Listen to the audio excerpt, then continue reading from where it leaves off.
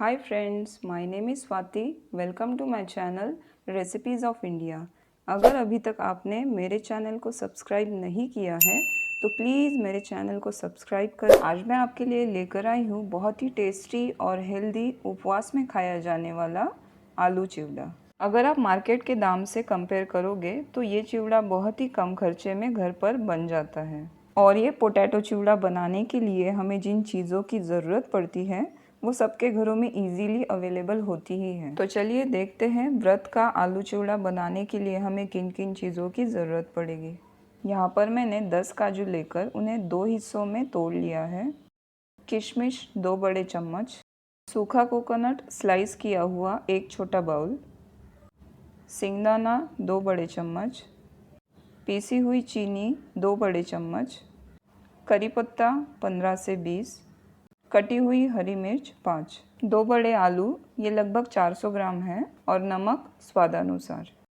तो चलिए बनाना स्टार्ट करते हैं व्रत में खाया जाने वाला आलू चिवड़ा। तो सबसे पहले यहाँ पर हम आलू को छील लेंगे।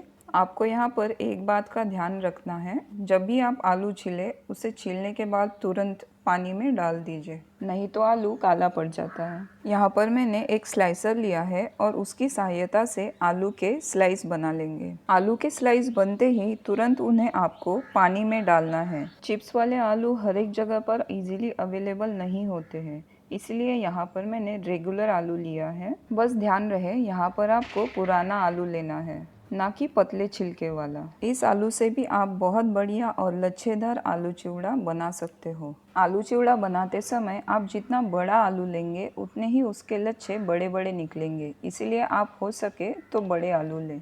हम यहाँ पर इन आलू के स्लाइसेस को साफ पानी में 3 बार धो लेंगे।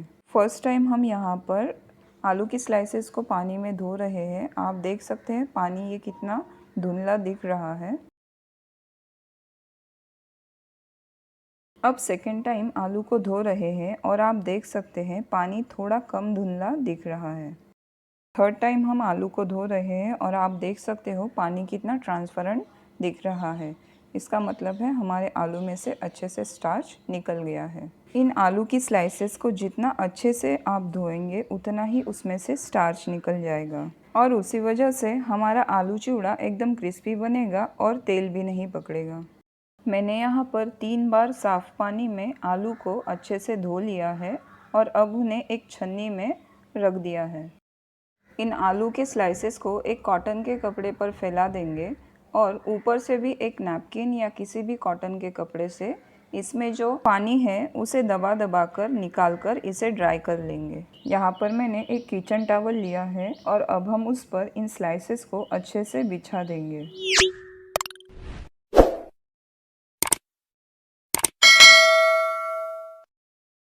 एक किचन टॉवल को इन स्लाइसेस पर बिछाकर उनमें से धीरे धीरे दबा दबा कर पानी निकाल लेंगे और इन्हें दबाते समय ध्यान रहे कि वो टूटे ना।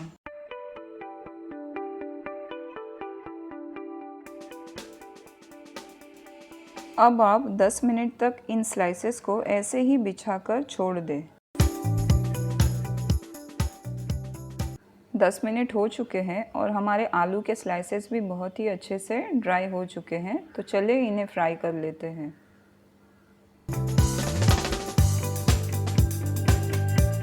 मैंने पहले से ही तेल गरम होने के लिए रख दिया था, ये अच्छे से गरम हो चुका है। इन आलू के स्लाइसेस को हम तेल में डालकर इन्हें मीडियम टू हाई फ्लेम पर फ्राई कर लेंगे। अब हम इसे तब तक नहीं हिलाएंगे जब तक ये झाग कम न हो जाए। अगर इन स्लाइसेस को आप धीमी आंच पर फ्राई करेंगे तो ये ऑयली बन जाएंगे और हमारा चिवड़ा भी ऑयली बन जाएगा। इसीलिए आप इसे मीडियम टू हाई फ्लेम पर ही फ्राई करें। आप देख सकते हैं यहाँ पर झाग कम हो चुका है और अब हम इन्हें करछी की सहायता से हिला हिला कर सुनहरा रंग आने तक फ्राई कर लेंगे।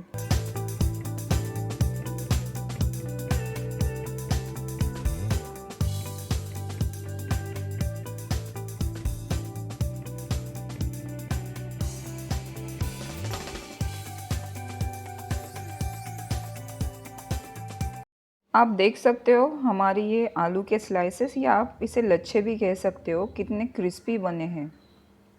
एक बैच को तलने में यहाँ पर मुझे लगभग 5 से 6 मिनट लगे हैं। इसी तरह मैंने बाकी बचे हुए आलू के स्लाइसेस को फ्राई कर लिया है। अब हम बाकी बची हुई चीज़ों को एक एक करके फ्राई कर लेंगे। अब हम सूखे कोकोनट को सुनहरा रंग आने तक फ्राई कर लेंगे। सूखा नारियल, सिंगदाना, काजू, किशमिश, इन सारी चीज़ों को हम अलग अलग ही फ्राई कर लेंगे कि इनमें मॉइस्चर लेवल कम ज़्यादा होता है। अगर हम इन्हें एक साथ फ्राई कर लेंगे तो कुछ चीज़ें ज़्यादा फ्राई होकर जल जाएगी। सूखे कोकोनट को मैंने फ्राई कर लिया है। अब हम मूंगफली को फ्राई कर लेंगे। मूंगफली को जितना धीमी आंच पर फ्राई करेंगे उतनी ही वो क्रंची बनेंगे। और एक बात का ध्यान रहे, इन बाकी बची हुई चीज़ों को फ्राई करते समय गैस की फ्लेम लो रखें।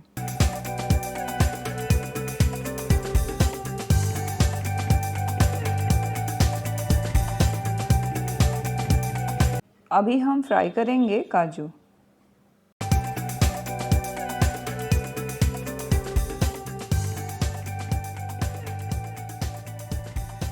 यहाँ पर आप अपने हिसाब से इन सारी चीज़ों की क्वांटिटी कम ज़्यादा कर सकते हो। अगर आपके पास इन सारी चीज़ों में से कोई भी चीज़ नहीं होगी तो उसे आप स्किप कर सकते हो।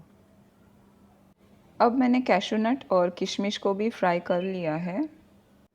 करी पत्ता और हरी मिर्च को हम एकदम क्रिस्पी होने तक फ्राई कर लेंगे। अगर इन दोनों चीज़ों में थोड़ा सा भी मॉइस्चर रह जाएगा तो हमारा चिवड़ा जल्दी ही सॉफ्ट हो जाएगा। इसीलिए हरी मिर्च और करी पत्ते को अच्छे से फ्राई करें। एक बर्तन में मैंने फ्राई किए हुए आलू के स्लाइसेस ले लिए हैं। अब हम ऐड करेंगे उसमें पीसी हुई चीनी और नमक स्वादानुसार। यहाँ पर मैंने थोड़ी सी चीनी बचा कर रखी है जिसे हम बाद में डालेंगे। अगर आप व्रत में सादा नमक नहीं खाते हो तो इसके बजाय आप काले नमक का इस्तेमाल कर सकते हो।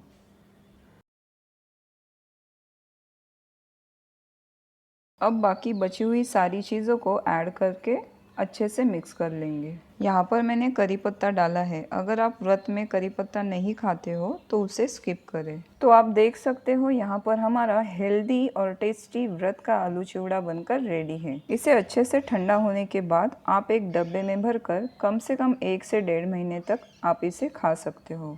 आलू चिवड़ा बनाने के लिए यहाँ पर मुझे लगभग 40 से 45 मिनट लगे हैं। आप आलू चिवड़ा को एज अ स्नैक्स के रूप में भी बना सकते हो और अगर आपको ज़्यादा तीखा खाना पसंद है तो आप इसमें काली मिर्च पाउडर या लाल मिर्च पाउडर भी डाल सकते हो। इसे आप फराली चिवड़ा, उपवास का चिवड़ा या लच्छेदार आलू का चिवड़ा भी कह सकते हो। आप देख सकते हो हमारा व्रत का चिवड़ा कितना खिला खिला बना है और उसने तेल बिल्कुल भी नहीं पकड़ा। Thank you friends for watching my recipe.